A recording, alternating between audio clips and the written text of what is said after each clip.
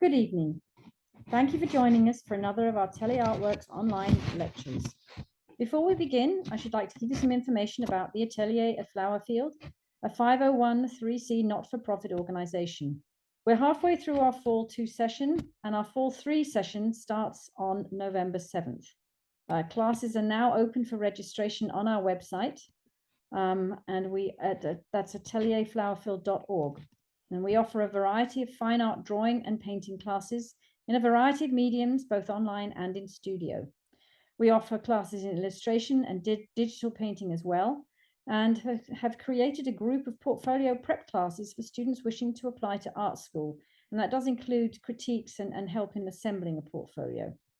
We also have a variety of paintings on sale on our online art shop, and details again can be found on our website, atelierflowerfield.org. Our next exhibition is a solo show of the work by the artist Jack Faragasso, and it is titled From Earth to Outer Space.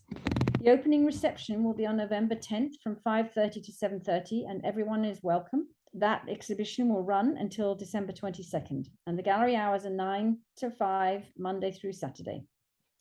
Tonight, artist Eric Santoli is back, presenting a lecture titled Which White is White? A Guide to Pigments, Practical and Historical Information. We welcome him this evening, and I hope you enjoy tonight's lecture. I shall now hand over to Eric Santoli. So I'd first like to say thank you to the Atelier Flowerfield, the sponsors, and everybody for attending. This lecture really is all about color. Color and pigment is a huge part of painting, and the Atelier Flowerfield really gave me free rein to give a lecture about anything I wanted to. And my previous lecture was about something that I was also very passionate about. It was plein air painting, painting outside. But I figured since I could talk about whatever interests me, I thought I'd choose something that would also be a pretty broad topic, which is color and pigments. So yeah, the title is Which White is Which? A Guide to Pigments, Practical and Historical Information. So a little background about myself. So my name is Eric Santoli. I have a website, which is ericsantoli.com. I'm a painter. I paint in oils and watercolor. And that's really my main focus as an artist is creating paintings. But I'm also a teacher, and teaching has been something that has been an incredibly gratifying and just continually interesting field for me. I've taught all age ranges. I've taught children to adults, and it's really been great. It's something I'm very thankful for.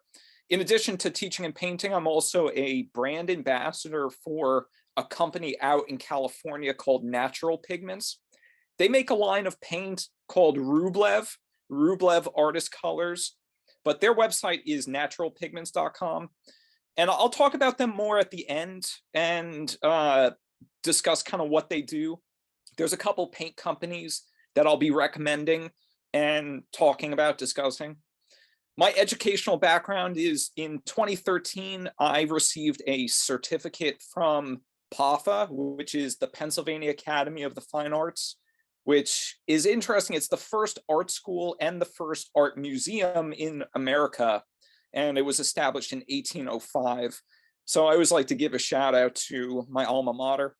And I did a program where I also received the BFA in 2014 from the University of Pennsylvania.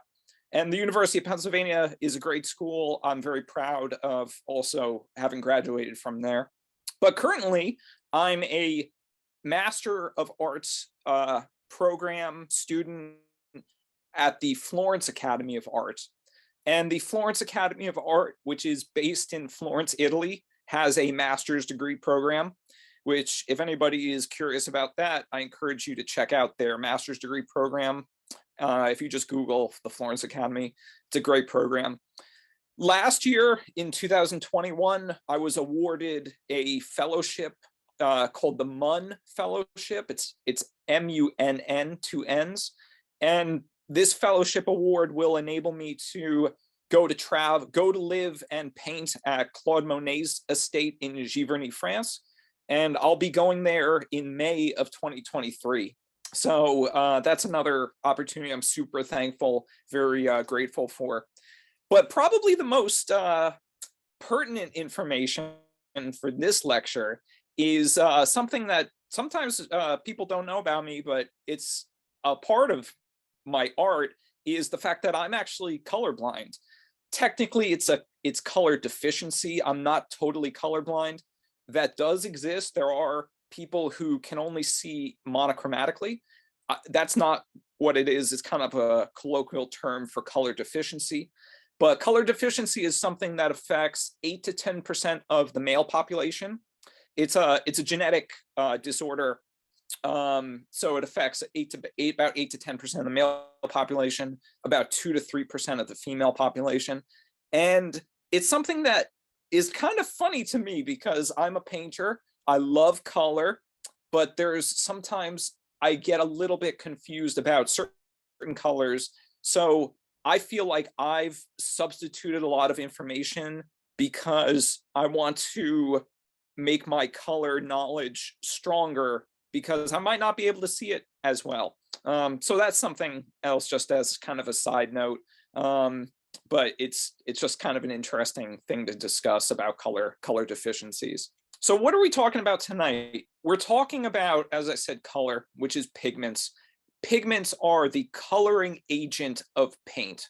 So if you look to the left, there's a collection of pigments, everything from very classic pigments, ultramarine blue, earth colors like the ochres and the siennas and the umbers. Eric, there's Eric, can I interrupt yes. you for a minute? I'm not seeing anything on the screen. It's just saying it's still loading. Oh, okay. Yeah. Is this good? Yeah, I think so. Okay. Yeah, I apologize. I apologize for that. Okay, sorry. I was thinking that you guys could see this, but this is just the breakdown of my information. But we'll keep going and we'll discuss what I was talking about a second ago. So pigments, and now that you guys can see the pigments to the left, there's a wide variety of pigments. We're going to be covering a lot of pigments today, but by no means all of them. There are thousands of pigments, if not tens of thousands. So we're going to be covering a lot of them, but not really by any means all of them. It's really an iceberg that we're going to be looking at kind of the tip of. So I did want to mention that the inspiration for this lecture, which came about when I was a student at the Pennsylvania Academy. And at that time, I was under the impression that generally white was white, yellow was yellow, brown was brown, etc. But the truth is, it in the world of pigments, all whites are not the same. To go from a titanium white to a lead white, and those of you who have painted with lead white or used various pigments, this is something familiar, but as a student, I didn't know this, and I think it's something important to share with other students, because if you're unaware of the fact that different pigments have different properties and they act differently, then it can be kind of eye-opening and sort of a really extreme experience to learn that yellows are different, browns are different, blues are different. So that was kind of the inspiration of it, to go from lead white to titanium. And I'm very glad that I found that information, but I've kind of taken it upon myself to share that information with as many people as I can. So that was just the information behind it. I always like to go over a lecture overview. This is a little bit more information, a little bit more in depth. We're going to be talking about something called color theory. And basically, color theory is how colors mix and relate to one another. There's some terminology, but I didn't want to create a lecture that was just a bunch of terminology. So the terminology is very important, but it is not by any means all the terminology.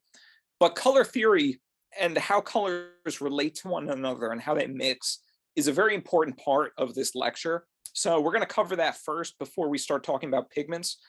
Then we're going to jump into pigments, historical pigments first. We're going to be discussing the fun, sometimes creepy, always fascinating stories from really obscure pigments that are lesser known today, but really have a great history behind them. So we're going to talk about historical pigments, and then we're going to talk about some modern pigments. Modern pigments are still being developed. There's a lot of science and information being shared about pigments and how new pigments can be related. And then we'll also talk about safety, pigment longevity and stability. Safety is something that sometimes, rightfully so, can concern artists because you don't want to be working with hazardous materials. So I'll shed some light on that. A lot of the information that I have available is widely available in regards to safety. So that's something that's important as well, just safety, making sure that we're not doing anything toxic as painters or artists. Also, pigment longevity and stability. Different pigments have different properties, as I mentioned, and different properties react differently to the environment, to UV light. There's a lot of information with that that's very important. The image behind, which is the backdrop, is from a collection of pigments called the Forbes Pigment Collection, sometimes called the Forbes Pigment Library. And that's a pigment library that's located at Harvard's Art Museum. So Harvard University has an art museum, and they have this collection of rare, not only rare, but just pigments. They've taken it upon themselves to try to gather pigments from all around the world, rare pigments included. So it's a very interesting thing. I don't think they have a book. They should. If they don't have a book, they definitely should create a book for this library. And the other thing I'm not sure of, because I wasn't able to exactly find information about if it's a public library. I'm not sure about that. I would have to do further research and maybe contact them directly. But that is something that I'll be using as a reference for tonight. Color theory and the color wheel. So the color wheel is probably something that's familiar to everybody. I would say in schools, most schools or art classrooms have a color wheel. And the color wheel is a representation of the rainbow as devised by Sir Isaac Newton. So Sir Isaac Newton, probably most well known for gravity, just the principles of gravity and discovering. He really did a lot. He wasn't only just doing experiments about gravity, he was doing experiments about color, specifically the prism, which is a glass, a piece of triangular glass that creates the light spectrum as represented in the rainbow. And this is a perfect representation of how we'll be discussing pigments, because pigments go through the rainbow, also including white and black, browns as well. Brown is usually something that's not included in the rainbow. So we'll be talking about primary colors and secondary colors. So this is a little bit of terminology, but it's very simple, and I'll be discussing the primary and secondary colors in a little bit. So if it's unfamiliar to you, it's totally fine. The primary and secondary colors devise the color wheel. That's what it's composed of. But I feel it's very important. I would say vital to understanding color mixture, to understand color theory. And once again, color theory is just how colors mix, how colors relate to one another. And there's one more discrepancy, which is how the color of light is different from the color of pigments. So the primary colors of light are different from the primary colors of pigments. This is a representation of the colors of light versus the colors of pigments. So the colors of light, direct white light, are red, green, and blue, which when you combine the colors of light, you get what's called an additive color. It creates white light.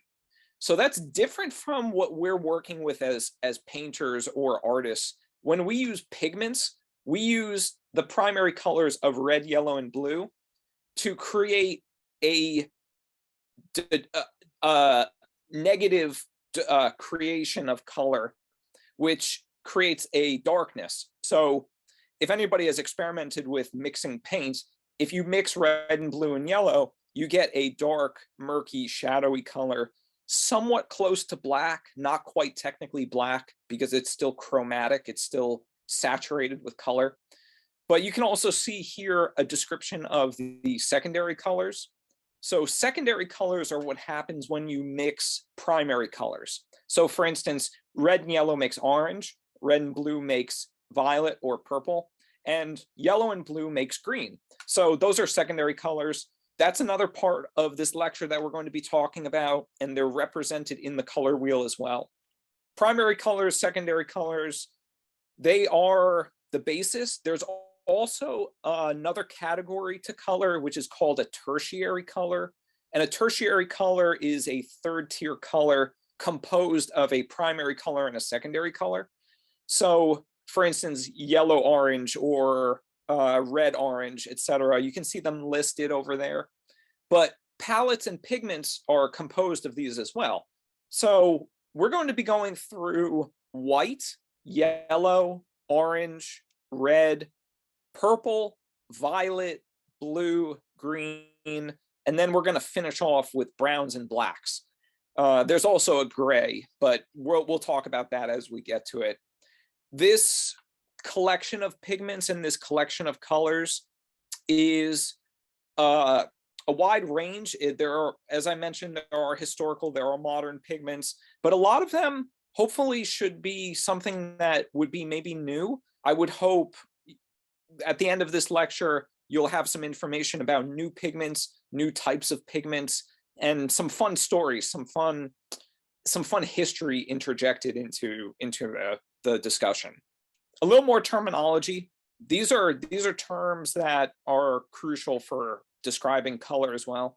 The first is hue, H-U-E, and hue just describes the color itself. So for instance, red, orange, yellow, blue, indigo, violet, those are all hues. So if you hear me use the word hue, it just refers to the name of the color. There's also value.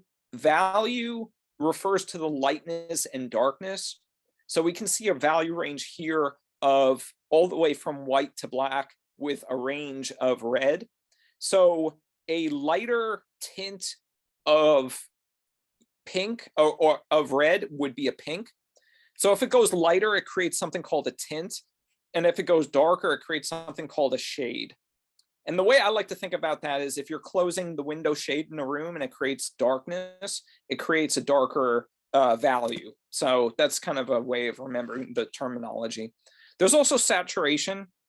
Saturation or chroma has to do with intensity. So the intensity of a color refers to the saturation and the chroma. So a chromatic color is a highly saturated color.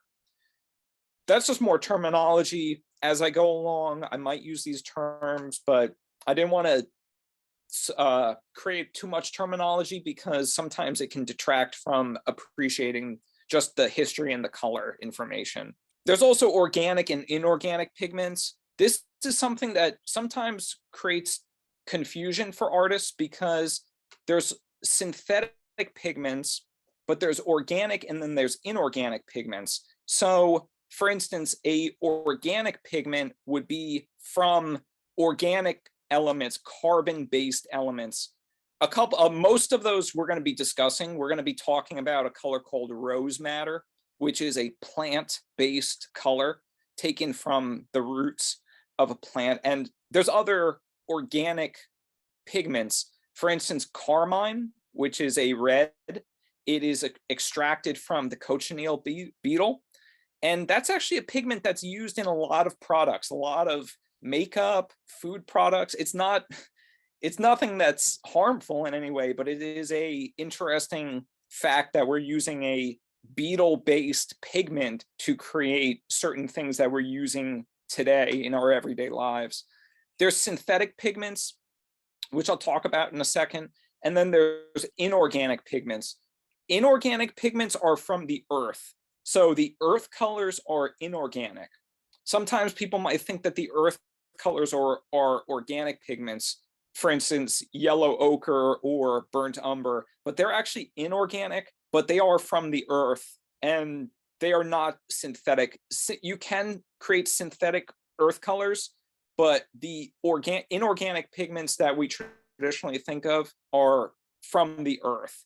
There's synthetic colors as well. I created this Venn diagram just because they overlap in creating synthetic colors. Pigments have been synthesized for a long period of history, all the way to about 500,000 BC. They've been, early humans were creating synthetic pigments. We're going to be looking at some of those, and we're going to be looking at cave paintings specifically. But there's organic synthetic pigments, and there's inorganic synthetic pigments as well.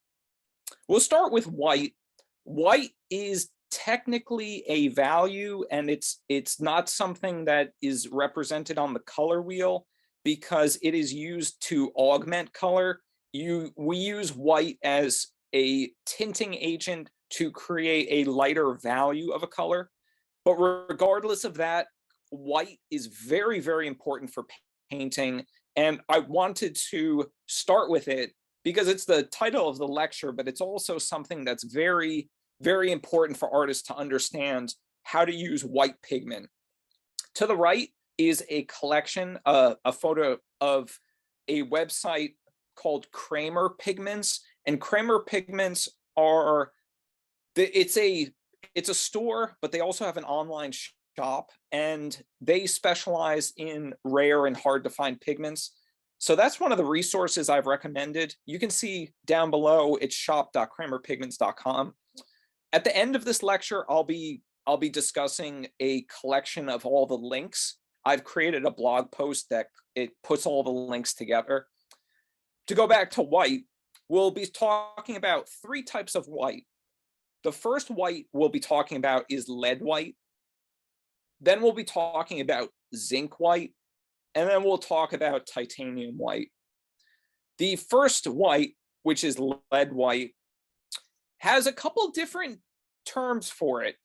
There's lead white, there's flake white, there's cremnitz white, there's also silver white. There's probably even more than that. There's stack white, stack lead white. All of these refer to lead white. Lead carbonate is a very old pigment. Lead is one of the most abundant substances on Earth, and it has been used for a very, very long time, since about the 4th century BCE, as a pigment. So it was first used by ancient Egyptians, the Greeks, and the Romans, and it was used in a variety of formats. It wasn't just used for paint, but it was also used for paint, but it was also used as a cosmetic.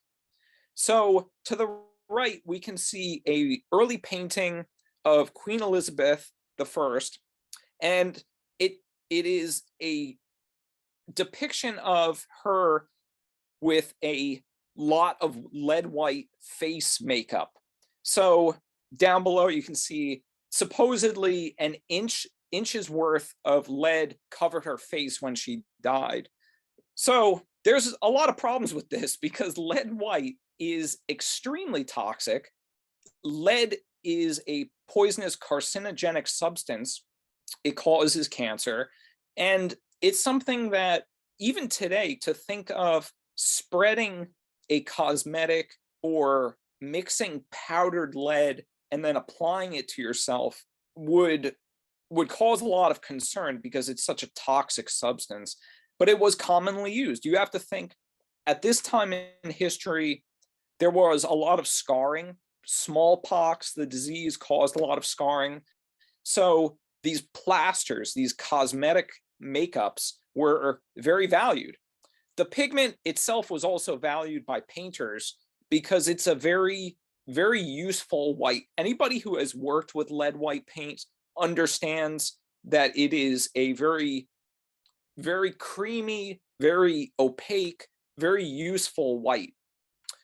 The terminology, though, cremnitz white just refers to a specific grade of white, of lead white. The best general lead white is usually referred to as cremnitz, and the other terms, flake white, stack white, they just refer to the process. There's also silver white, but generally silver white or blanc d'argent is a mixture of lead and zinc. So there's a little bit of confusion sometimes about what is exactly lead and what is silver white.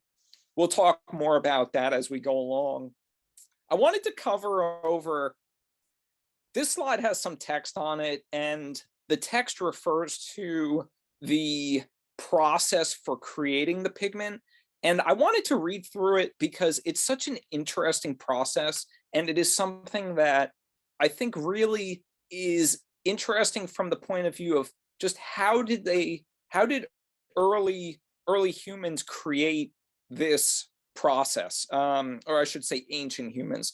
So this process is described by a Roman author and naturalist named Pliny the Elder, and he was a really interesting guy. He was killed at the explosion in Pompeii. So that's a whole side story about his history and being a Roman historian. So it says, first, pour a bit of vinegar into the bottom of an earthenware pot. Place a wooden spacer in the pot with a coiled band of lead on top so that only the rising vapors from the vinegar come in contact with the metal. The clay vessel was then surrounded with fresh animal dung and left in a sealed chamber for 30 days. As the manure fermented, it released carbon dioxide, which reacted with the vinegar and chemically corroded the lead, producing the perfect conditions for white papery flakes to grow. So the flake refers to the flaking of the lead in these earthenware jars, which is where we get the term flake white. And these were usually stacked together, so we get the term stack white, stack lead white as well. After a month or so, some poor soul was sent in to retrieve the pieces of lead, which were now covered with a crust of lead carbonate. So I just think that's amazing. I think every process that I'm going to discuss is absolutely fascinating. And whoever discovered this, it's remarkable. It's really remarkable. The innovation of it really amazes me. I think it's an outstanding process. The image to the right is from an article from naturalpigments.com, which I've included a link to at the end of this lecture. So we'll discuss more about that as a resource, natural pigments. Since I was talking about the toxicity of lead and the dangers of lead, buying white lead white paint today, it's getting more and more difficult to do, which I guess if you look at it from the point of view of a painter or an artist, I think it's difficult because I love using lead white paint. I love painting with lead white. A lot of people really love it. So it's difficult to say how I feel about it because I think it should be available under strict guidelines, under strict regulation. It's currently banned in Europe, lead white paint. So if you're buying lead white paint throughout Europe, it is difficult to get. Well, it's banned, so I don't think you can legally buy it. But a word on safety: paint itself cannot go through your skin, and this information, the safety aspect of it, is something that everybody must decide for themselves. I'm not here to say that you shouldn't be careful with paint. You should be careful with paint, but paint as a substance cannot break your skin barrier. The only way to get paint into your body, lead and otherwise, is to ingest it by eating the paint or breathing the pigment. So I wouldn't worry so much. You can wear gloves, but since paint cannot penetrate your skin, it's not something I would worry so much about. And don't eat while you're painting. That's always a good rule. Don't do anything like that. Just be safe with it. Don't smear it all over, but it's not something that we have to worry so much about. We covered lead. We're going to talk about zinc. Zinc white is a different coolness of white. So color itself has temperature. There's warmer temperatures and there's cooler temperatures. Generally, lead white is a little bit warmer, so it has a touch of a warmer tone to it. Perhaps you could think of it as being more of like a cream color. It's still white, but it's not as cold or as cool in temperature as zinc white. So zinc white is more neutral, more cooler, sometimes is seen as more of a neutral when compared to some of the other whites. It's been used for a long period of history as well, but the main downfall of zinc white is that it does have long-term longevity issues. Zinc white becomes very brittle when you use it thickly. So if you're using a lot of thick paint, which is sometimes called impasto, with your oil painting, you do have to be careful because the zinc white is liable to crack. So that's something to think about when you're painting, because you don't have to worry about that so much with lead white. Lead white is a very strong pigment. You don't have to worry about it cracking. Zinc white becomes very brittle when it's used thickly. That doesn't mean you can't use it, but it also means that you might want to think about using it more thinly, more transparently to scumble the color. But zinc white is a beautiful white. A lot of artists use zinc white in combination with other pigments as well. So you can mix perhaps zinc with lead white. If anybody has more questions about this, this is a very hot issue right now because we're starting to see pigments deteriorate as history goes on. For instance, this is a paint detail of a painting that was painted in 1959, and 1959 is really not that long ago, and this painting shows severe cracking. This painting was painted with a combination of lead and zinc white, but generally lead white is very structurally sound and you don't have to worry about it so much. But zinc white is a problematic pigment. So be warned, if you're using zinc white in thick passages, it is something that can cause trouble down the road. Titanium white is probably the most ubiquitous white. It's probably the most well-used white nowadays. There's a lot of reasons for that. It's a very bright white. It reflects 97% of the light that falls on it. So as a result of that, the pigment appears very bright. There are some downsides to it. I feel personally like titanium white is a very chalky white. If you use a little bit of titanium white in combination with another pigment, it creates a really strong tint. A lot of people really love titanium white, but something you do have to worry about, especially if you're worried about zinc, is the fact that most companies nowadays, for instance, I know Williamsburg is a paint manufacturer, and they create a combination between zinc white and titanium white. So check your tubes. Oh, I forgot to mention. So you'll see in the title of each of the colors. So for instance, it says titanium white PW6. I should have mentioned this earlier. I'll go back just for a second. Zinc white is PW4. Lead white is PW1. That refers to a pigment code or a pigment number, which is, if you search PW6, you'll get the pigment for titanium white. The reason it's good to know is if you look at a tube of paint, any tube of paint, watercolor paint, oil paint, acrylic paint, it will give you the pigment number and you can see if it's a genuine pigment. So for instance, if you're going to be looking at a tube of paint and you want to make sure that there's no zinc in it, check to make sure there's no PW4. The pigment codes are something that come in handy when we're trying to check which pigments we're talking about.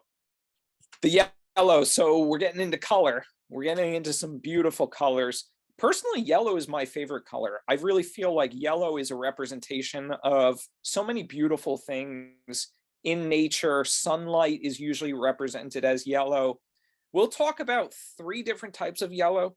The first is a very old yellow called lead tin yellow, and that has a fascinating history behind it. It was lost for a long period of time and then rediscovered. So we'll talk about lead tin yellow. Then we'll talk about cadmium yellow. Cadmium, like lead, is a heavy metal, and it is a pigment that is used to create a lot of different colors. There's cadmium yellow, there's cadmium red, there's cadmium green. So we'll be discussing cadmium yellow. And then we'll be discussing probably the oldest color in this discussion, which is yellow ochre.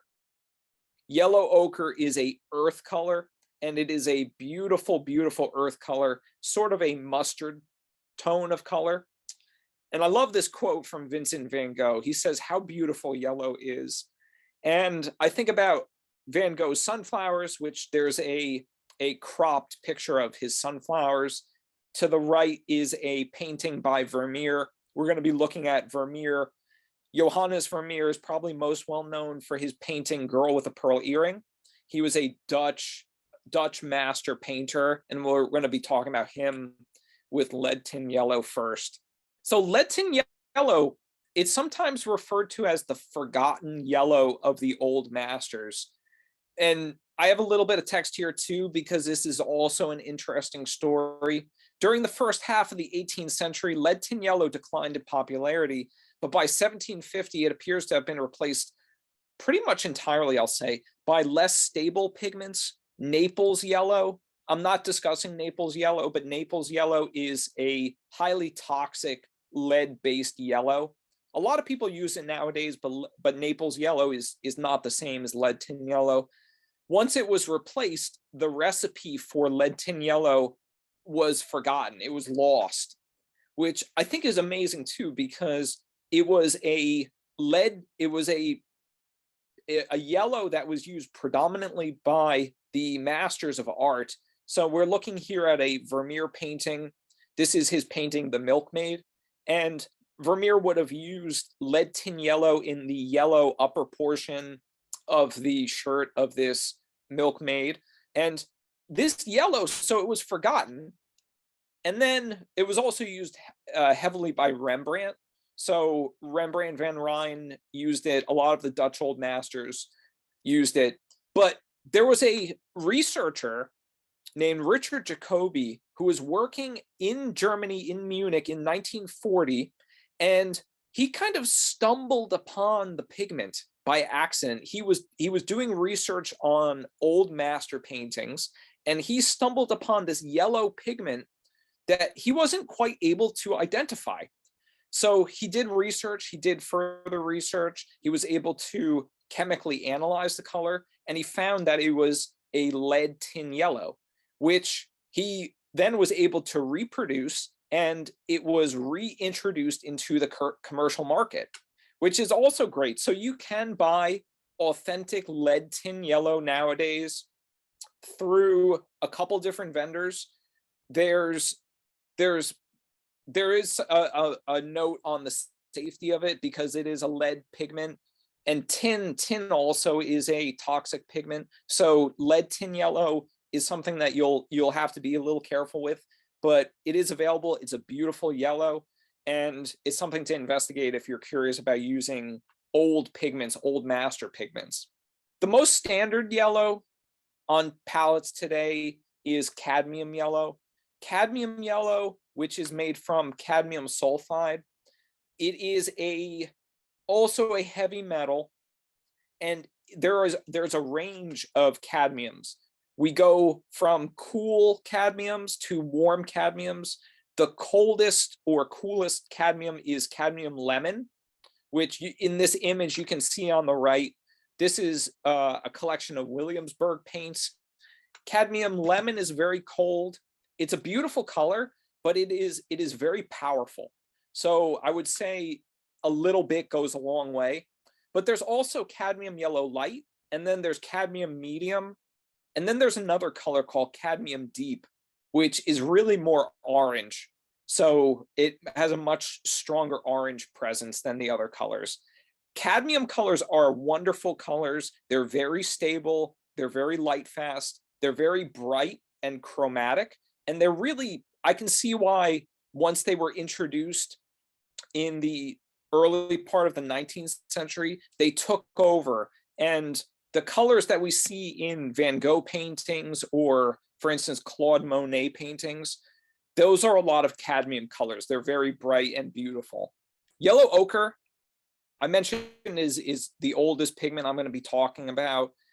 It is an earth color, and there's something to talk about with earth colors. Earth colors are from the earth, and because of that fact, they offer a lot of variety within them.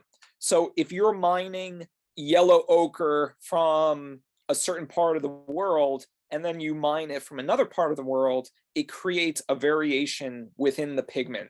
So it's something to think about when you're painting. Different brands have different variations in their pigments. So for instance, a yellow ochre of one brand will look different from the yellow ochre of another brand. But it's one of the most versatile and stable pigments. It's also one of the most useful. I would say yellow ochre, in terms of painting, is one of my favorite colors as well, because it's just so useful. Here on pictured on the right is one of the famous Lasso cave paintings, which they're iconic images. I don't think they don't have group tours of these anymore, because for a long period of time, these cave paintings, there were so many people visiting them that the collective humidity created by the crowds of people was causing damage to the cave paintings. But we can see yellow ochre, the pigment, these cave paintings are estimated to about 17,000 years ago. So that's a very long time for a pigment to be around, and they're still colorful and beautiful. It's very useful to combine earth pigments with your bright pigments, your chromatic pigments. You can combine an earth color with a brighter, maybe cadmium color, and create a variety when you're painting. Very useful. Orange is an interesting topic to talk about, because for a lot of history, orange was not really its own category. It was seen as more of a yellow or a red. So early artists would kind of categorize an orange in either one of those categories. There's an interesting historical note also about the fruit orange versus the color, and which came first. So the first derivation of orange was in the form of a fruit.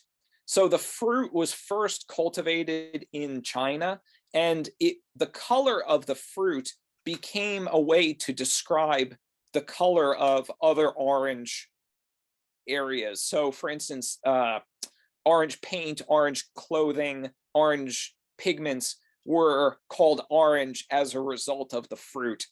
So the fruit came first. It wasn't the other way around, which I think is interesting. That's an interesting side note.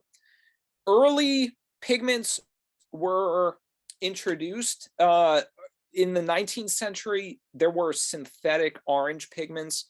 There are a bunch of different colors: chrome orange, cobalt orange, cadmium orange. Cadmium orange is usually on palettes today. We see this image to the right, which is another Van Gogh painting, Willow Trees at Sunset, which is, I think, a beautiful representation of orange. Orange is a beautiful color, but it doesn't quite fit into a lot of history. So that's something that's oftentimes why it's not included with a lot of the big names, the yellow categories or the blues or the reds. An interesting note about orange as well.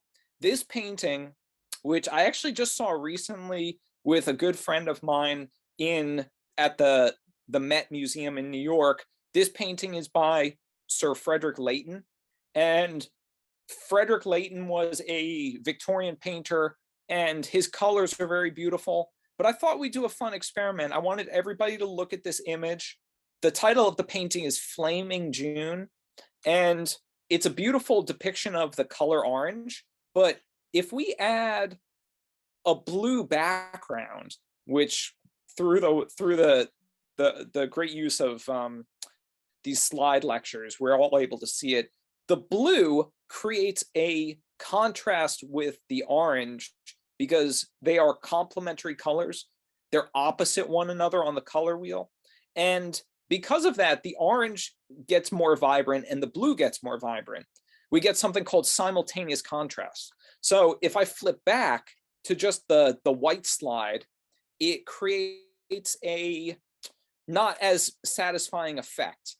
I think it's a much more satisfying effect to add the blue background and create this simultaneous contrast.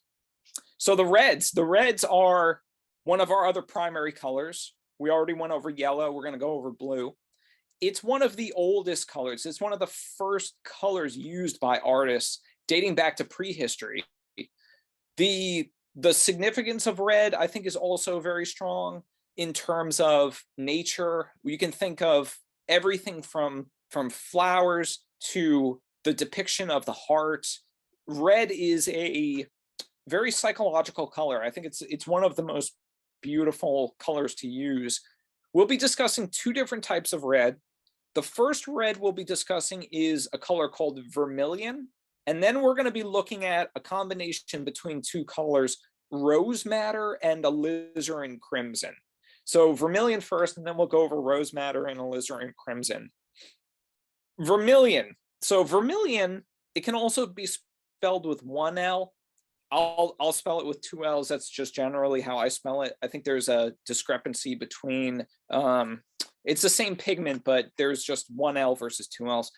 Vermillion is a synthetic mercuric sulfide. So it is made from mercury. So mercury is also a very toxic, hazardous color, or I should say chemical. It was naturally occurring in a rock called cinnabar. So down at the bottom left, you can see a depiction of cinnabar, which is the natural occurring mercuric sulfide in nature. So that's a inorganic natural pigment version of vermilion. But sometime around, perhaps as early as the 4th century BC, vermilion was created as a synthetic compound as well. So it was a mercuric sulfide that was produced, and it's as I mentioned, it's a very toxic substance. To the right, some of you might be wondering what this depiction from Alice in Wonderland is doing here. But if anybody has heard the term mad as a hatter, it's a term referring to somebody who's just mad, gone crazy, because hatters, and there is of course the character of the Mad Hatter in the story, it was a common practice to use mercuric nitrate to remove the fur from the skin or the pelt of an animal. And that process was called carroting. And this process, because it used mercury, it was a very toxic process. So mercury poisoning has a bunch of different symptoms, really horrible symptoms. But one of them is that you kind of start to lose your mind. So you start to kind of go mad as a hatter. That's an interesting side note. So vermilion as a pigment, it is toxic pigment because you have to create a synthetic mercury. But there are still companies that produce it. There are genuine vermilion paints being still made. There's two companies that I can think of. These might be the only two companies in the world at this point that are creating traditional, genuine vermilion. The first is a company based in England called Michael Harding. Michael Harding creates a line of paints that are always genuine. The colors are beautiful. They're very strong colors. if anybody's used Michael Harding paint, you understand the way his colors react. They're beautiful, beautiful colors. I had the opportunity to hear a lecture with Michael Harding over the summer, and I talked to him personally. He's a fascinating guy because he's a painter, and he created his own line of paint to reproduce the pigments that have been created throughout history by the old masters, pigments like Vermillion, which is very difficult to come by. He calls his genuine Chinese Vermillion, but it is genuine Vermillion. The other company, which I'm a brand ambassador for, so I like to give them a shout out, is Natural Pigments. Natural Pigments also makes a genuine Vermillion. The downside to this beautiful color is it's extremely expensive. A 40 millimeter tube of genuine Vermillion is easily over $100. So it's kind of a downside, but I think it's a beautiful color. If you have the budget for it and you want to give it a try, you do have to be careful with it because it is a mercuric sulfide. But like I said, don't ingest it. I would never recommend grinding the pigment yourself because it's just too toxic of a process. But it's a beautiful color. The other red we're discussing is rose madder. So rose madder, which you'll see the pigment number is NR9. So that refers to natural red number 9, which is rose madder. It's from a plant. The plant is called Rubia tinctorum, and they use the roots of the plant to create the madder. The plant itself is just a traditional looking kind of, it looks more like just a green bush, but there's nothing red about the plant. You need to get the pigment from the roots of it. The roots create this madder pigment. So rose madder is a beautiful pinkish red, but there's a problem with it because it is not light fast. So by that, I mean when it's exposed to UV light over a long period of time, it can create a fugitive pigment. The pigment disappears. So if you have a rose madder red watercolor painting and you leave it in a sunny spot, over a period of time, the pigment will disappear. It will become fugitive. So because of that, there was a period in the 19th century where they tried to synthesize a more permanent rose madder. And the color they were able to synthesize was alizarin crimson. So alizarin crimson, which the pigment number is PR83, it is a synthesized version of rose madder. But if you look at this chart, and this chart is a collection of colors from Daniel Smith. Daniel Smith is a watercolor company. You'll see rose madder highlighted there in pink. And then there's alizarin crimson 4 spaces to the left. Alizarin crimson is not quite the same. It's a different type of shade. It's darker, and it's also a different type of hue. I get the feeling it's a little bit warmer. So that's something to think about when you're painting, because alizarin crimson versus genuine rose madder. A part of the lecture, the Michael Harding lecture that I attended, he said that nothing is 100% light fast. So by that, I mean, he means everything eventually is fugitive, aside from some very, very strong earth pigments. But for the most part, everything's sort of transient. So I wouldn't worry too much about it. Michael Harding himself doesn't see it as too big a problem, especially because nowadays, if you're working with watercolor, you can get a UV protective glass, which is kind of like an acrylic protective coating for your paintings. That glass will protect your paintings from UV radiation. So don't worry so much about that if you're going to use the proper glass for it. Another beautiful color, purple. Purple and violet. So technically, I had to do my own research on this because for a long period of time, I thought purple and violet were interchangeable. I thought that was referred to the same thing. So technically, purple refers to a 50% mixture of red and blue. So that's what purple is. Violet is a bluer hue of purple. So violet, maybe that was clear for some people, but I know for me personally, I used to use the terms interchangeably, but there is a difference. Violet is technically a little bit bluer. But we're going to talk about three. The first purple we're going to talk about is a color called Tyrian Purple. Then we're going to talk about a color called Mauve. And then we're going to talk about Cobalt Violet. So these colors, and I have a quote here from a painter, a very famous Spanish painter. He's not as well known in the US, but in Spain, if you go and you ask about Sorolla, a lot of people know about Sorolla. And he has a quote here, which I'll read. With all its excesses, the modern Impressionist movement has given us one discovery, the color violet. It is the only discovery of importance in the art world since Velázquez. And Velázquez was a 17th century Spanish old master painter. So there are a lot of innovations that happened throughout the Impressionist period. Sorolla himself was a beautiful colorist, and he used colors very, very effectively. Tyrian Purple. This purple has a very, very interesting history because Tyrian Purple, and 1 second, I'm just going to check my time. Okay, perfect. I always like to make sure I'm on track with my lectures. I don't like to go over too much. Tyrian Purple is originally derived from the mucus of a sea snail. So there's a specific type of sea snail called a murex, and it is the mucus of the snail that, once used through a process, can create a purple hue.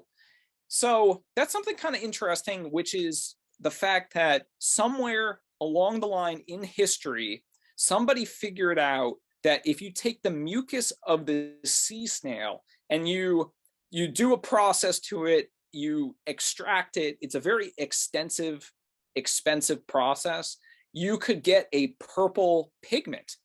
So because of that, this purple became a status symbol. It was the color for Roman emperors. It was the color for royalty throughout history, was purple. And the reason for that is because it was so difficult to get. This color, they almost really exterminated this sea snail population because they were using so many of these sea snails. I feel like I'm getting tongue-tied with it. So many of these sea snails to create this purple, this Tyrian purple. So purple throughout history was very, very difficult to get, very expensive, difficult to make, until 1859, a 18-year-old chemist named William Henry Perkin created the first synthetic dye. And the dye, which later became called mauve, mauve is a purple, very strong synthetic aniline dye. So aniline dyes were synthetic dyes created after 1859, and they became incredibly popular. They became incredibly popular in the Victorian era for dresses. Just the color was like an explosion, because you have to think, throughout a lot of history, aside from, traditional pigments, clothing, wallpaper, everything in the world was kind of subdued. But during the latter part of the 19th century, we get these synthetic aniline dyes. So the story behind the dye is kind of interesting also. So this chemist, Perkin, when he was 18, he was trying to synthesize quinine. So quinine was used to treat malaria. It's also used as a drink mixture. So in tonic water contains quinine. Originally, it was used to treat malaria, but he was trying to create a synthesized version of it, and he ended up getting this unexpected residue. And this residue, he dipped a piece of cloth into, and he noticed that it stained it a bright, vivid purple. So After that, he started marketing it as a dye, and he became incredibly well known for this. It became known as Perkins Mauve, Mauvine, Aniline Purple. Originally, he wanted to call it Tyrian Purple after the historical dye, but they renamed it. He sold the product to a marketing firm, and they marketed it as Mauve or Perkins Mauve. So that's a beautiful color too. You can see to the right a swatch of fabric dyed with this color from 1863, and it's just as bright and vivid now as it was back then. So it's a beautiful color. There's other aniline dyes. This is just from a book. This is yellow aniline dye, purple, blue, crimson, magenta. There's a lot of different hues that you can dye aniline dyes. The last purple I want to talk about is a beautiful, beautiful color that I use personally a lot. It's a color called Cobalt Violet, PV14. And this color was a favorite color of the Impressionists.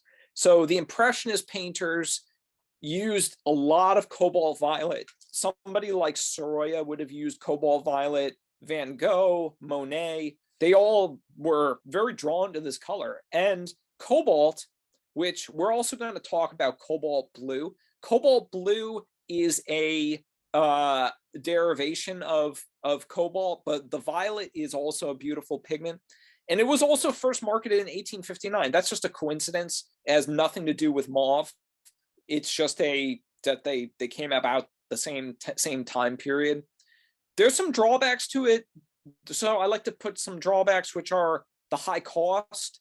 The cobalt colors are generally a little expensive because they are difficult to produce. It's also a heavy metal, but the color itself can kind of have a weakness to it, which is the coloring power, the strength of the color. That's part of the reason I like Cobalt Violet, because I don't like a purple to be too strong. There's another purple that's used a lot nowadays called dioxazine purple. I didn't include that in my lecture, but that's a color that's very powerful, and I think it's overpowering, especially for someone like me. Maybe that has to do with my color vision and how I see the world, but I prefer Cobalt Violet.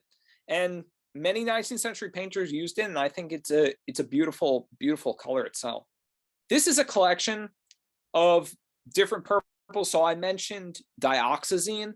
Dioxazine purple, you can see it's one in from the left. There's also Cobalt Violet. Manganese Violet is sort of a substitute for Cobalt Violet. Some people prefer Manganese Violet.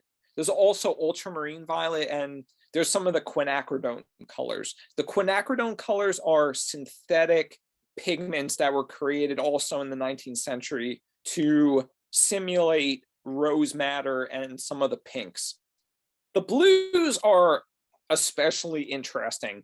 I've included 4 different types of blue because there are a lot of blues, and blue tends to be a very popular color. I think blue for a lot of people is their favorite color because it represents the sky, and there's a lot of beautiful things, the water, the ocean. That's usually thought of as blue. We'll be talking about ultramarine blue, Prussian blue, Cobalt Blue, and then the last one, which is one of the newest pigments available, is YlnMn Blue or YlnMn Blue. I think it's usually referred to as YlnMn Blue, but we'll be talking about that because that has kind of an interesting story behind it. Ultramarine Blue, and we have Vermeer here again. Vermeer is the master of ultramarine blue. And this is the painting I mentioned earlier, Girl with a Pearl Earring by Vermeer. Ultramarine blue traditionally was made out of a semi-precious stone called lapis lazuli. Lapis lazuli, when you crush it and you mix it into a pigment, you can create ultramarine blue. So that's genuine ultramarine blue. It's also very expensive. Michael Harding does create a genuine ultramarine blue, which I always mean to pick up a tube of. The downside, like I said, is it's a very expensive pigment, but it is a beautiful pigment as well. So as you can imagine, it was difficult to come by and it was expensive. So in 1824, the French state, the French government, offered a prize for the artificial production of ultramarine blue. So 2 years later, processes were devised by Jean-Baptiste Guimet in 1826, and then by a German named Christian YlnMn in 1828. So for some reason, I'm not quite sure why, I wasn't able to find the information behind it, but Guimet kept his process a secret. And as a result, the prize was obtained by YlnMn, and it was published. He was the originator of it, and it became known as French ultramarine. So if you go to buy pigments today or tubes of paint, you'll see French ultramarine blue, and French ultramarine is synthetic ultramarine. So you can still buy the genuine stuff, but to be honest, the synthesized version is practically identical and they're interchangeable. So if you see French ultramarine, that's why, or artificial ultramarine.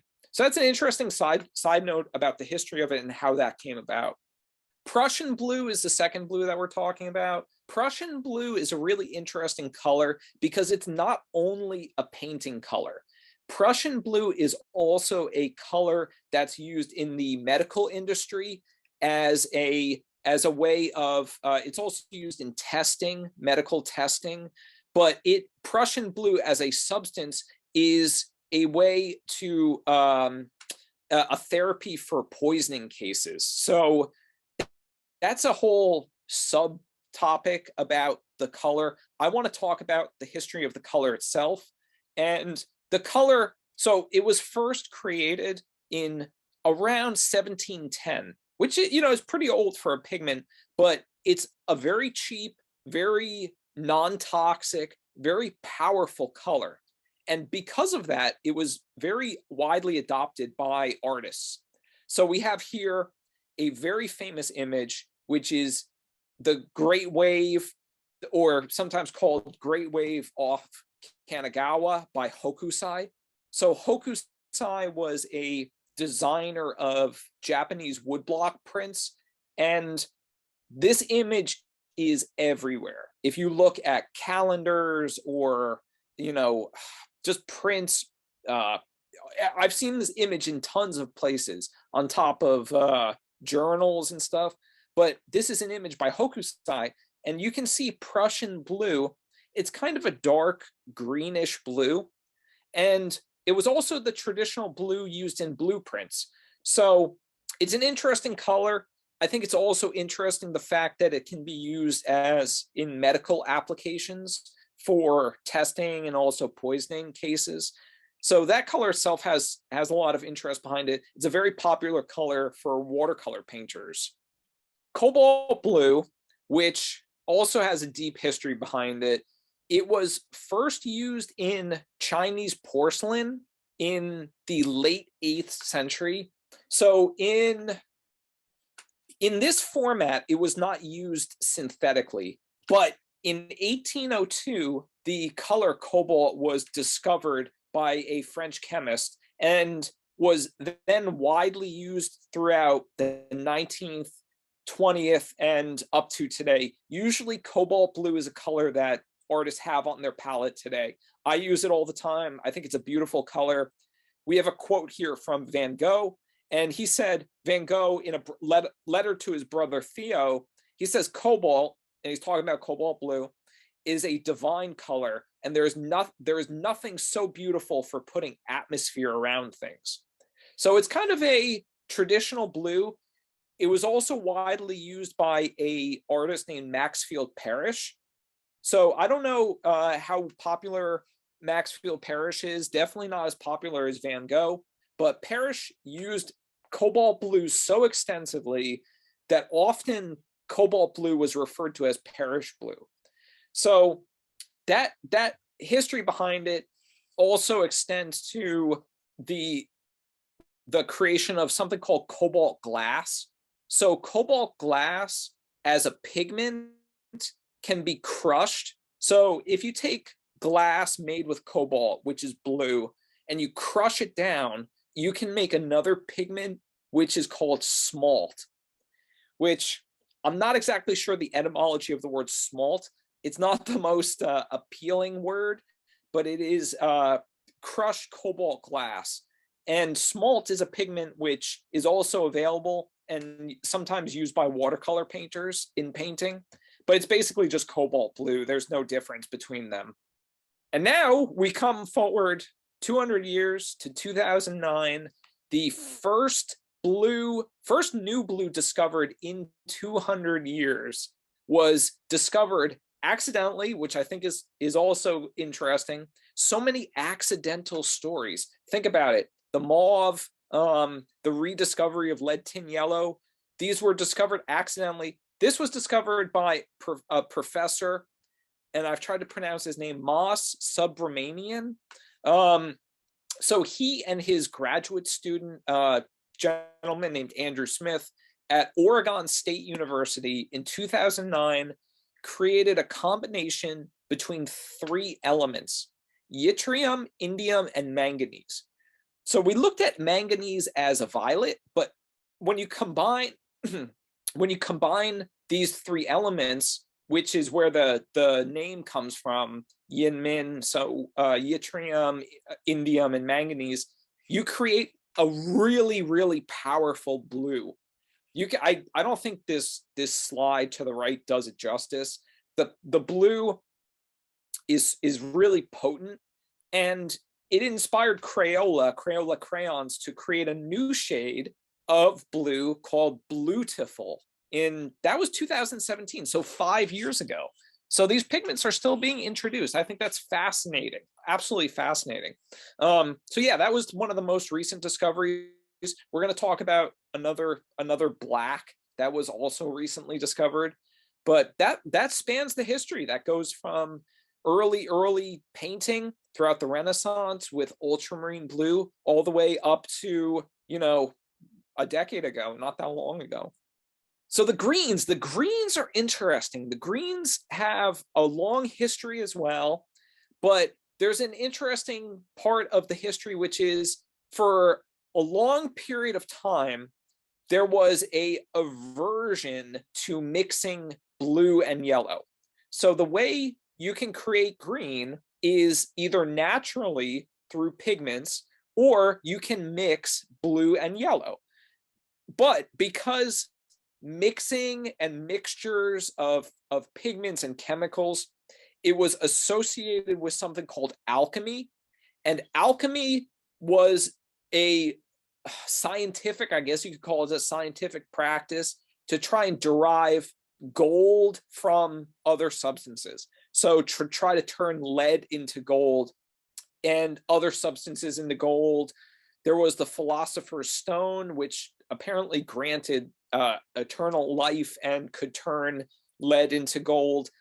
These ideas were kind of associated with the devil. So for a lot of history, the combination of pigments was frowned upon, which is strange to think of now. But we're going to look at 3 different types of green. The first green is a naturally occurring green called Terre Vert, which just stands for green earth. Then we're going to look at emerald green, which is also called Sheila's green or Veronese green. And then the last green we'll take a look at is Viridian. To the right, almost forgot to mention this fantastic portrait by Jan van Eyck.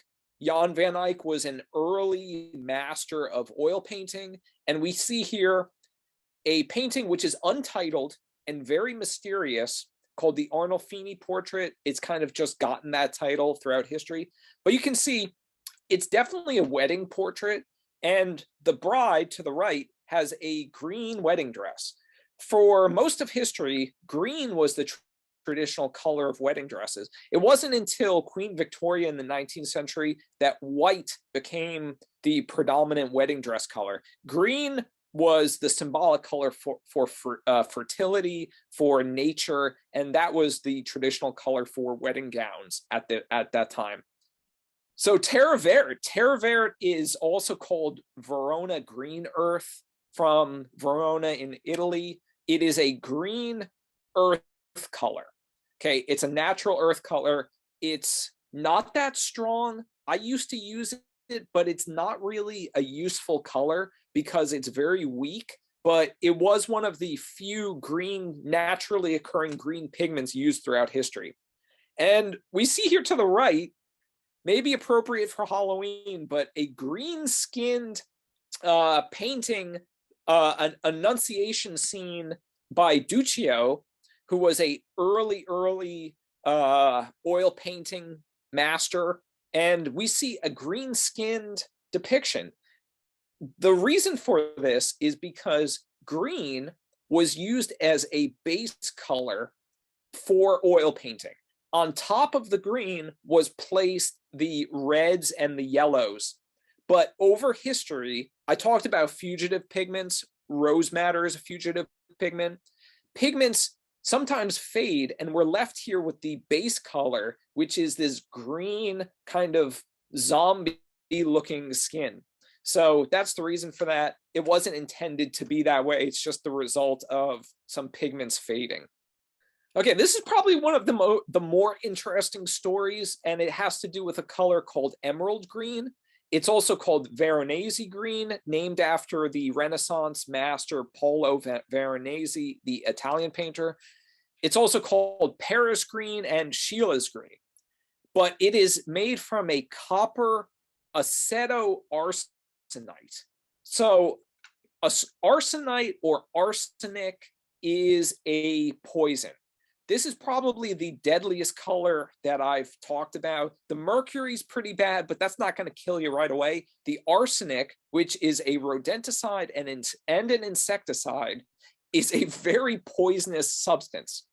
So this pigment was created, and in the 19th century, it became very, very popular, despite it being incredibly poisonous.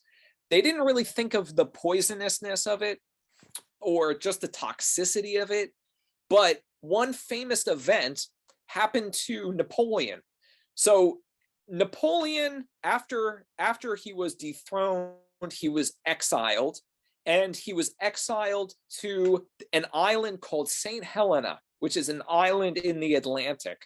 And it's a tiny, very remote island, and Napoleon was exiled there. So Napoleon was exiled to this island, and he was still Napoleon, so he was treated well. And his room in exile was painted a bright emerald green, his favorite color. But there's a problem with that. St. Helena has a damp climate, and it's very likely that fungus grew on these walls, and as a result of that fungus, spread this arsenic-based paint into the air, which is very, very interesting, because after Napoleon's death, some forensics were done on his body and his hair, and it was noticed that there was an abnormally high level of arsenic in his body. Now, there's a little bit of debate. Some people think that they were trying to preserve his body, and arsenic is also a preservation device, kind of like a formaldehyde. So it's unknown. Officially, it's listed that Napoleon's cause of death was like a stomach cancer or stomach ailment, but he died kind of suddenly, and it's very possible that he was poisoned by these walls that he was living in with this climate. So that's a side note of history, kind of a morbid end to Napoleon. So Viridian green, which is a very popular color nowadays. It's non-toxic, which is great. It's very easily created. It's also played a very important role recently in the authentication of artworks. So throughout history, artists in the latter part of the 19th century, throughout the 20th century, used Viridian, but somebody figured out that at the turn of the 20th century, the Viridian contained a byproduct which is not found in the modern pigment. So the modern version of Viridian did not contain this added byproduct, which was used earlier. So that's really good for authentication purposes, because we can take a Van Gogh painting and you can test it because he used a lot of Viridian green, or anybody, Kandinsky, Paul Klee. These paintings, if they show that byproduct, they're probably genuine. And if they don't show that byproduct, they're probably not genuine. So that's an interesting side note throughout the use of Viridian. I created a red rectangle around Viridian. You can see some of the other greens: cobalt green, phthalo green, emerald green. Also today, by the way, if anybody's looking to buy emerald green, it is no longer made with arsenic for a very obvious purpose, for very obvious reasons, but you can create a substitute version of the emerald green, and it's a beautiful color. It's very useful, but it's no longer made with arsenic, so you don't have to worry about that. But the Viridian's beautiful color. Then we have a couple of the other greens, chromium oxide green, sap green. There's Terre Vert there as well. There's a lot of different types of greens available now, but I just wanted to cover these ones because I thought these three represented the most useful, which is Viridian, and then the most interesting, which is the emerald. So our last category: browns, blacks, grays.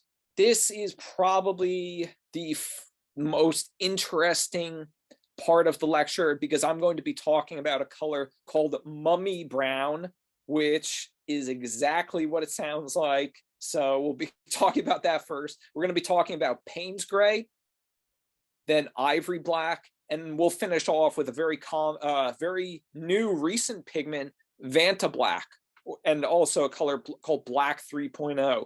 To the right is a beautiful woodblock print, which I think is a great depiction of black and gray. There's so much you can do with black and gray. It's not usually thought of in the world of color, but black, browns, and grays are very important for painters to know about. Okay, so the part of this lecture which I was looking forward to the most, mummy brown. So mummy brown, which I have in parentheses there, bitumen. So bitumen is it's not a synthetic version of mummy brown, but it's a part of the mummy brown process. So originally in the 16th and the 17th centuries, this color, Egyptian mummy brown, was made from ground up mummy. It was created from human mummies, but also feline mummies, and probably, to be honest, anything they could get their hands on. I don't know who thought of this and why they thought of this, but it really is unbelievable to think that you can create a pigment from ground up mummy remains, human remains. So I don't have it listed here, but mummies were also used as a medical, sort of a quack medicine that was taken as you would grind up mummy and then drink it in a concoction, which is just, why would anybody think that would do anything for your health? I just don't understand it. But they thought it did, and it was very popular throughout the 16th, 17th, 18th, and even the 19th century. These were colors and medicines that were ointments that were used, and it's just unbelievable. Obviously, this began to fall out of popularity in the late 19th century when the composition of the color, so I'm talking about the color at this point, the color's composition became widely sort of the tide had turned against it. It became known that they were using these mummies, crushed up mummies, to create the color. So bitumen is basically like a resin, like a resinous substance, and it's also a brown. So you can still buy bitumen as a color, or it's also sometimes called asphaltum. It's basically like a resinous, syrupy, like maple syrup brown. It's an interesting color. but for obvious reasons, the mummy, it just, it's a good thing that's not being produced.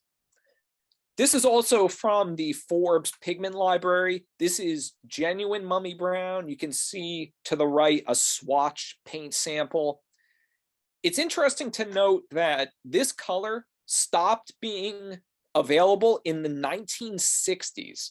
So all the way up to the 1960s, you could buy genuine mummy brown, which once again, I think is just unbelievable. That's probably the weirdest you'll hear tonight. There's some other interesting stories, but mummy brown, I think, takes the cake for it. A little less weird is a color Payne's gray, and you'll see there's a bunch of different pigment codes, and that's because Payne's gray is a combination between pigments. So traditionally, it was made with Prussian blue, which is PB29, yellow ochre, which is PY42, and Prussian blue, yellow ochre, and crimson lake. So the pigment numbers that I have here are for black, ivory black, Prussian blue, and yellow ochre. There's a couple different mixtures. You can mix it with Prussian blue, yellow ochre, and crimson lake, which is crimson lake is basically an alizarin crimson. It's the same process to make it, but you can also make it using ultramarine blue and black, ultramarine blue and burnt sienna. There's a variety. It's not a strict definitive pigment like, for instance, ivory black. Ivory black is a standalone pigment. It's not a mixture, but Payne's gray is a mixture. And the etymology of the term, so Payne's gray comes from William Payne, who there's not a whole lot known about this guy. He was a late 18th century painter. We have some paintings from him, but there's not a whole lot known about him. His paintings, I think, are very interesting and they're beautiful, but he used this mixture that became very popular. So although he's not well known, the color mixture which he created is well known, which I think, I don't know, it's kind of, I don't know how you would feel about that. Your color becomes more well known throughout history than you. But it's basically a dark, kind of bluish gray, very useful color, and a lot of people use it as a substitute for black, which is why I included it in this black portion of the lecture. So the black we're going to talk about first, we're also going to talk about another type of black, is ivory black, which is PBK9, which is pigment black 9. Traditionally, it was made from burnt ivory, which is horrible. The ivory production process is a horribly cruel process. So today, it's made from byproducts of the meat industry, charred cattle and pork bones. So the charred bones also are called, it's also sometimes called bone black. And that's basically what it's made from. They don't use bones. I found this interesting. I was doing my research for this lecture, and I found that they don't use the bones from the skull or the spinal column to protect against this degenerative brain disorder called Creutzfeldt-Jakob disease, which is also, that's just something interesting in regards to pigments. So I decided to put that in there. But ivory black is probably the most used black today. There's other blacks. There's many different types of blacks. There's lamp black, which is kind of colder. You can see on the screen, to the left is ivory black. To the right of that is lamp black. Then there's Mars black and German earth. There's a lot. There's also peach black. There's a variety, just like there's a lot of white, just like there's a lot of different colors. There's a variety of black. Okay, probably the newest pigment, I'd say this is the newest pigment, Vantablack, or also Black 3.0. So Vantablack versus Black 3.0, I'm going to describe this feud. There's a feud going on in the art world between two artists, a gentleman named Anish Kapoor, who's probably most famous for his sculpture called Cloudgate in Chicago, which is called it's known locally as the Bean. If anybody has been to Chicago and been to Millennium Park, it is a large metallic bean-shaped structure. Officially, the title is Cloud Gate. And I've been to Chicago a couple times, and I always go to see it, and it's a beautiful sculpture. But anyway, so Anish Kapoor bought the rights of this black, which claimed to be the blackest black, Vantablack. By the way, Vanta is just an acronym for vertically aligned nanotube arrays, which is, there's a lot of science and chemistry behind this, which is really beyond me. And I did a lot of research, but I'm not quite able to get my grasp of it. But it's basically the blackest black. It absorbs 99.965% of the visible light spectrum. So you'll see to the right is a black created with this other black, Black 3.0. So there's this feud, which I'll talk about, which is kind of silly, to be honest. But Anish Kapoor bought the exclusive rights of Vantablack. So this guy, who's a famous artist, bought the exclusive rights of Vantablack so that nobody else could use it.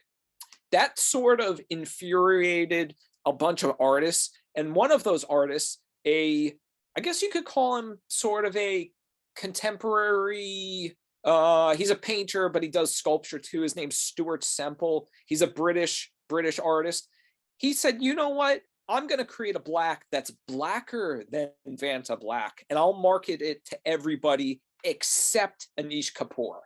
So on his website, if you go to Black 3.0's website, you'll see you have to, if you want to buy Black 3.0, you have to sign that says you are not Anish Kapoor, and to the best of your knowledge, Anish Kapoor will not be obtaining this pigment.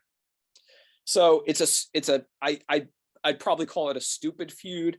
It's just these two artists that are going back and forth. Anish Kapoor bought the exclusive rights because he ended up painting the bean with Vantablack and created like a performance piece, I guess you could call it, or installation. It's really installation art. So Black 3.0 creates this black void. So I have another example of Black 3.0. This is the same sculpture. To the right, it's painted with Black 3.0, so it creates this dark void. It absorbs light. Remember, white reflects light and black absorbs light. That's why it's black. That covers all the pigments that I wanted to talk about, but I wanted to include some practical information. So to set up a palette, to go to the art store and pick out paint, what do? There's so many options. To the right here is a picture of a collection of paint, all sorts of companies and colors, but it's easy to get overwhelmed. So I wanted to give a little bit of advice here at the end of my lecture for those of you who are painters and you're interested in trying out colors. So the first thing I want to mention is that it depends on what you're painting. If you're painting a landscape, your palette of colors will be different from if you're painting a figurative work, a painting of the human figure. A flower painting will be different from a seascape, etc. You have to test out colors. You have to test out a bunch of different colors. I've tested out hundreds of different colors. Some of them I like, some of them I don't like. It's personal preference. So in regards to experimenting versus keeping it simple, I wanted to take a note on that too. I would recommend keeping it simple, using a limited palette. Do not put Vantablack and Mummy Brown and Rose Madder and all these crazy colors. Not that you can, although to be honest, they create a synthetic Mummy Brown today. So you can buy a synthetic Mummy Brown, not made with actual mummies, that I've been meaning to try. I think I might try that. But keep it simple. Beautiful color usually comes from a simple palette. Think of the old masters. Somebody like Rembrandt had at most 8 or 10 colors on their palette. They did not need a lot of color. It's more about controlling your color, mixing your color. To the right here, I included a simple graph that goes through what I would call a good introductory palette. A white, whether that's titanium white or lead white, you can experiment. I'd probably recommend starting off with titanium white, cadmium yellow, yellow ochre, cadmium orange, cadmium red, and burnt sienna. I didn't talk about burnt sienna, but it's basically like a brick red. It's an earth color. It's a very beautiful color. Alizarin crimson, dioxazine purple, black, ultramarine blue, cobalt blue, and Viridian. 2, 4, 6, 8. That's 10 colors. That's not that many colors. It's good to start simple. It's good to start simple. So that's my recommendation for those of you who are painters and you want to start applying some of this pigment knowledge into your own paintings. So some additional resources real quick. Naturalpigments.com has articles, information, great stuff. There's also michaelharding.co.uk. That's Michael Harding's website for painting. You can purchase Michael Harding paints from Blick. There's a bunch of different places. Jerry's Artorama has Michael Harding paint.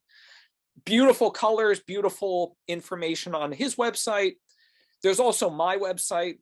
I feel a little bit bashful putting my name with these powerhouses of the paint industry, but I do have a website which I am proud of. It's ericsantoli.com/blog. All of the resources, the links, extra information from tonight's lecture is on my blog. So if you go to my blog, which is a page on my website, you'll find a post. It's a little bit farther down on the blog page now, but it includes all of the links shared together. And then there's 2 books. There's 2 books I recommend. The first one I read just recently. It's called The Secret Lives of Color by a British author named Cassia St. Clair. And her book is unbelievably good. There's mummy brown in it. There's emerald green in it. It talks all about the history of color. It's a beautiful book. I just finished it recently and I really enjoyed it. The other book is a little bit older. It was first published in the 30s by a name, which I did mention earlier, Max Stirner. So the artist or the investigator who discovered lead tin yellow was working at the Max Stirner Institute in Munich. The guy who ran that was a painter, art historian. I guess we could call him a scientist as well. He wrote this book called The Materials of the Artist and Their Use in Painting, with notes on the techniques of the old masters. This book is a fantastic book. It's not that hard to find, although it's out. It's currently really not in production. You can buy used copies of it for, I looked last night, it's like $30 on Thrift Books. It's a great book. I have a copy of it. I use it all the time. It's like an encyclopedia for paint, for technique, for color, all sorts of fun stuff. So those are my resources for you guys. I want to thank you for your time. I'm not exactly sure how long that was. I think it was maybe about an hour or so, hour and 15 minutes. I wanted to include this last picture by Claude Monet. I didn't talk about Monet, but his haystack paintings are just an explosion of color. Remember that there's follow-up links in my blog, and that wraps it up. So I thank you guys. I'm going to stop sharing my screen, and I guess we can open it up for questions or whatever it might be. If anyone has questions, please put them in the chat room and we'll answer them. Okay, Vivian Papa. She said, thank you. Wonderful, learned so much. Oh, thank you so much. Yeah, I'm glad. Like I said, this information is available. It's out there. There's books about it. That book, The Secret Lives of Color, is a wonderful book. It's not just a encyclopedia of the colors. She did a fantastic job writing about the history of the colors, and in a sort of like a novel format. So it's very, very interesting. But there's a lot of great resources. So I hope you guys, if you're interested in this stuff, will search further for more resources about color. Asim Ahmed, amazing lecture. Long time no see, Eric. I was wondering what mixes better with color, titanium white or lead white? Oh, that's okay. So that's a good friend of mine. Yeah, Asim is a painter as well, and he and I talk about color and paint all the time. So I would say for color mixtures, lead white is better, because lead white is a creamier, less overpowering white. Titanium white, because it's so opaque and dense and has a very high tinting strength, a little bit of lead white can make your mixture go chalky, and you basically get a bunch of like what I call as like Easter egg colors, the pastel colors. But if you're going to be mixing a lot, I usually either recommend straight lead white, which is a flake white, or a combination between lead with titanium. You can do like a 50-50 mixture of lead white and titanium white, and that's kind of like a golden type of color for mixtures. But that's a great question. Eric, we thank you very much for a very interesting lecture. It was absolutely fascinating. So our next lecture will be in November, on November 16th. That's by Randall Di Giuseppe, and that's titled Linear Perspective, a Renaissance Revolution in Art and Science, which should also be very interesting. So I urge everyone to look out for our email about our lectures and also about exhibitions and other upcoming events and classes. And again, Eric, thank you very much. It was very interesting and very informative. And I wish everyone a good night. Thank you, everyone. Enjoy your evening. Thank you for attending.